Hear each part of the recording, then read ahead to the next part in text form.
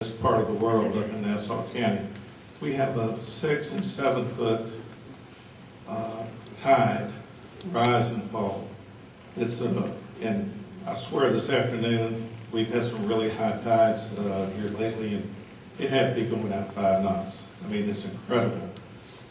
I have a neighbor who I believe has probably got the only dock that isn't planks. It's very small, and he has a floating dock about the size of a piece of plywood. We get rollers in there 3 and 4 feet. His dock is his floater is absolutely unusable. He has to get in he has a boat lift. He has to get in his boat and ride it down to get it in the water. Many of you have probably heard of the problems we've already had at Dolphinsville Park with people trying to launch boats and that current we have there. We have some very unique situations that really don't fit some of these rules that I've read. The water at my dock's maybe 20 feet off the bank. The water is 25 feet deep. There's nothing growing on the bottom. It's silt. And I think the same is probably true at Lofty Creek. The water is very turbid. And it just seems incongruous that we have these rules of these little tiny docks, and we really have some really rough conditions out there on occasion. So I'd just like everybody to know that that's really the way it is. And the rules don't really seem to fit the problems we face as homeowners and boaters in our area.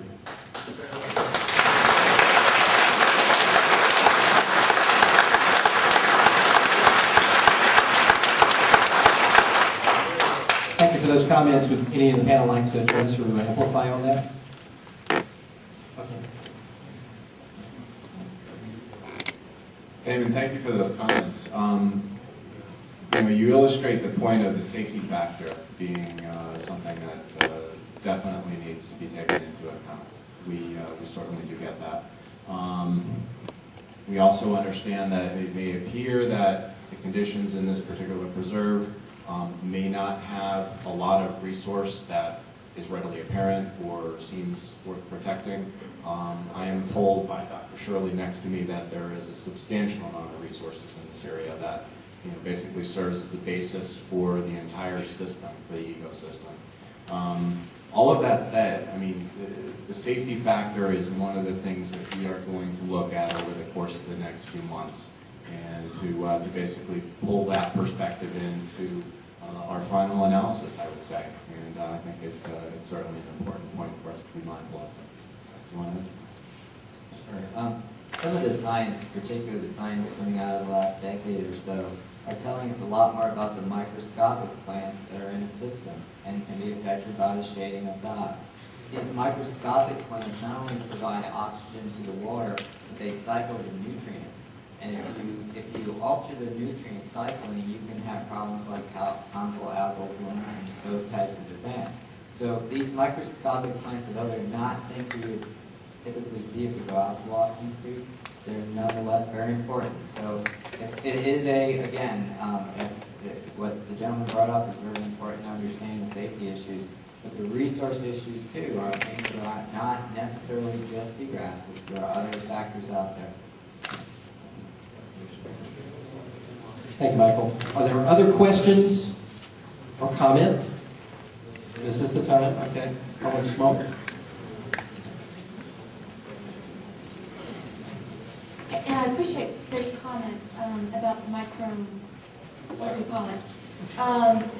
Have you seen any outbreaks like you're describing within the Lockton Creek area that would give you concern?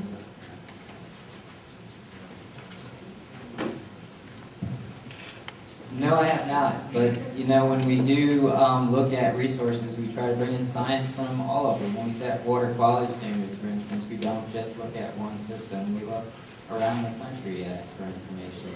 And so that's how we come up with the science that is out there. Okay, and we would like to recognize County Commissioner Danny Leeper, who just joined us. Thank you, Commissioner Leeper. We appreciate you joining us, and hopefully some of the others can. Okay, do you have another question? This is for Janet. Hey, Janet.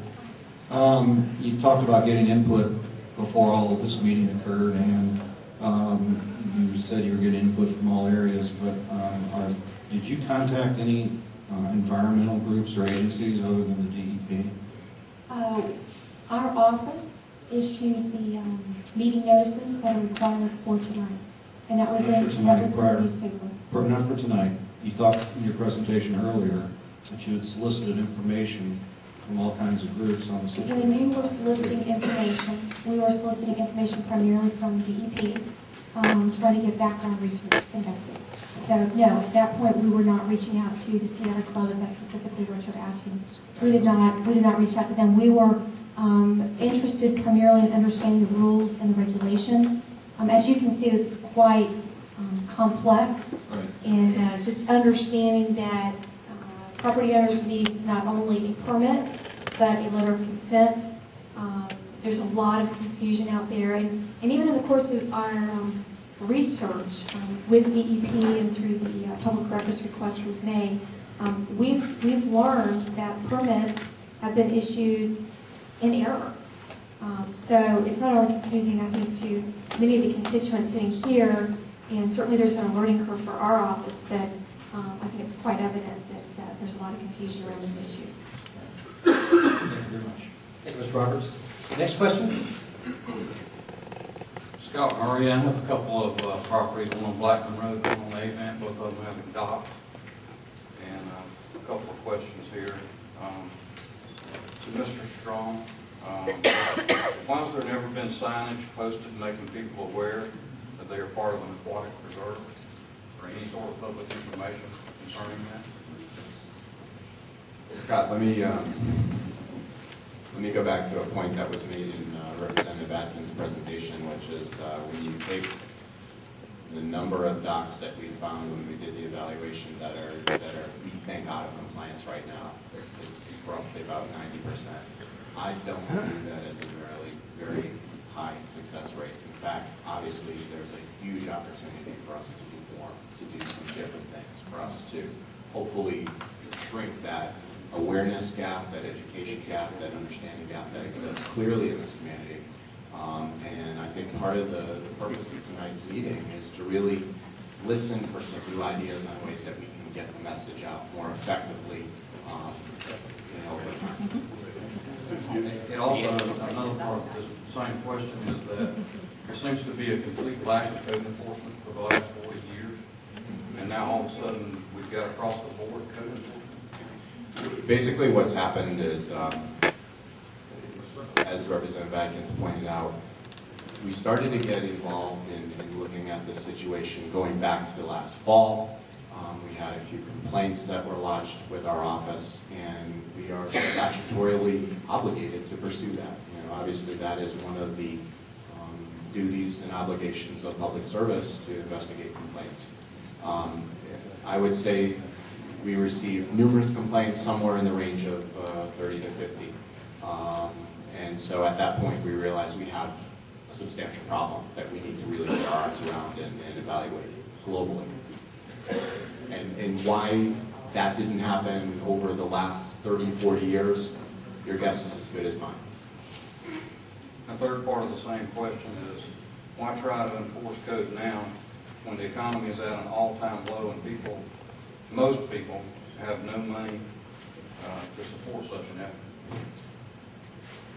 Definitely understand the challenges of this current economic environment, and we're aware of that, and that's why we want to do our level best to work with folks as much as we can, to be as flexible as we possibly can within the constraints of our rules and the way we are empowered to find solutions that are fair and equitable for all sides.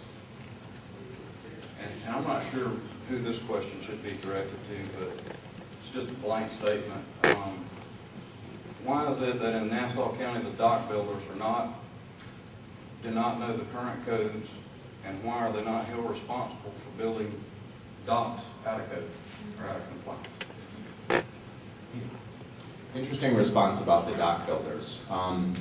We have found that there are actually some contractors that may actually know a little bit more than folks in this room, and there are some that maybe did not.